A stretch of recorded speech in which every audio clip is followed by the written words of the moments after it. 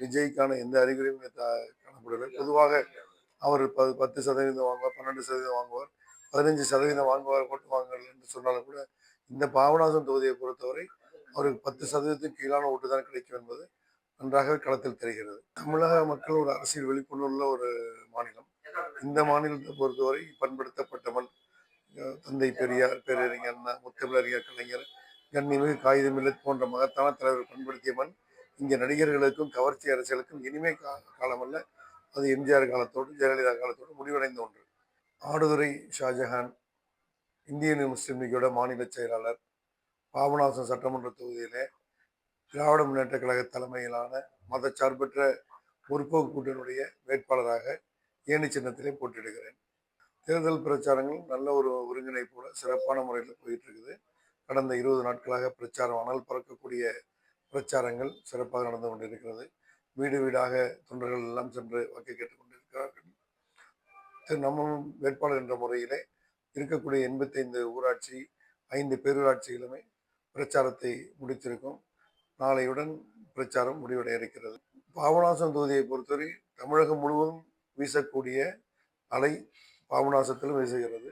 கடந்த 5 ஆண்டு கால திராவிட மாடல் நல்லாட்சி நாயகர் முத்துவேல் கருணாநிதி ஸ்டாலினுடைய ஆட்சி பல்வேறு நலத்திட்டங்களை அளித்துள்ள காரணத்தினால் அந்த திட்டங்களும் தற்போது அறிவித்துள்ள தேர்தல் அறிக்கையும் மிகப்பெரிய வெற்றியை தரும் என்பதில் ஐயமில்லை. அதே போல கடந்த 2021ஆம் ஆண்டு நடைபெற்ற தேர்தலின் போது தளபதியார் அவர்கள் 500க்கும் அதிகமான தேர்தல் வாக்குறுதிகளை அளித்த போது 400க்கும் அதிகமான தேர்தல் வாக்குறுதிகளை நிறைவேற்றிவிட்டு தற்போது ஒரு புதிய தேர்தல் அறிக்கையை அவர்கள் சிறப்பான ஒரு தேர்தல் அறிக்கை வெளியிட்டிருக்கிறார்கள். இதில் மக்கள் மத்தியிலே மிகப்பெரிய தாக்கத்தையும் மகிழ்ச்சியும் ஏற்படுத்தி இருக்கிறது. அது தேர்தல் முடிவுகளிலே கண்டிப்பாக எதிரொலிக்கும். 200க்கும் அதிகமான தொகுதியிலே திராவிட முன்னேற்ற கழகமும் அந்த கூட்டணி கட்சிகளும் வெல்லும் என்பதிலே எந்த ஐயமும் இல்லை. மேலும் குறிப்பாக சொல்ல வேண்டும் என்று சொன்னால், ஒன்றியத்திலே இருக்கக்கூடிய இந்த பாசிச பாஜக அரசை எதிர்த்து தமிழகத்தினுடைய உரிமைகளுக்காக பல்வேறு திட்டங்களை குரல் எழுப்புவதிலே நெஞ்சிரத்தோடு இருக்கக்கூடிய முதலமைச்சர் அவர்களுக்கு இந்த தேர்தல் மிகப்பெரிய வெற்றியை தரும். அவர் கூறுவது போலவே திராவிட மாடல் நல்லாட்சி 2.0 தொடரும் என்பதில் எந்த ஐயமும் இல்லை.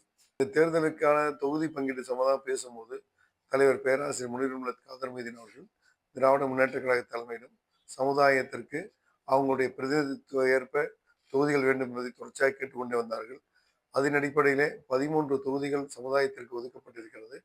அதில் 2 தொகுதிகள் பாபநாசம் மற்றும் வாணியம்பாடி தொகுதி ஒதுக்கப்பட்டிருந்தது. பாபநாசம் தொகுதியை பொறுத்தவரை இந்த டெல்டா பகுதியிலே தொடர்ச்சியாக பணிகள் ஆற்றக்கூடிய என்ற முறையிலும் பாரம்பரியமாக முஸ்லீம் லீகினுடைய ஊழியர் என்ற முறையிலும் தலைவர் அவர்கள் இந்த பொன்னான வாய்ப்பை எனக்கு அளித்திருக்கிறார்கள். அந்த வகையிலே தேர்தல் பிரச்சாரம் சிறப்பாக சென்று கொண்டிருக்கிறது. இன்ஷா அல்லாஹ் வெற்றி நிச்சயம் என்பதும் தெளிவாக தெரிகிறது. வெற்றி பெற்றவுடன் தலைவருடைய மக்களுடைய நம்பிக்கையை காப்பாற்றக்கூடிய வகையில் என்னுடைய செயல்பாடுகள் இன்ஷா அல்லாஹ் சிறப்பாக இருக்கும் என்பதை உறுதியாக தெரிவித்துக் கொள்கிறேன். அது மீடியாக்கள் தன்னுடைய விளம்பரத்துக்காக செய்யக்கூடிய மிகைப்படுத்தப்பட்ட ஒன்று. இங்கே பாபநாசம் தொகுதியை பொறுத்தவரை எந்த அலையும் இல்லை. இங்கே ஒரே அலை திராவிட மாடல் நல்லாட்சிக்கான அலை மட்டுமே வீசிக்கொண்டிருக்கிறது.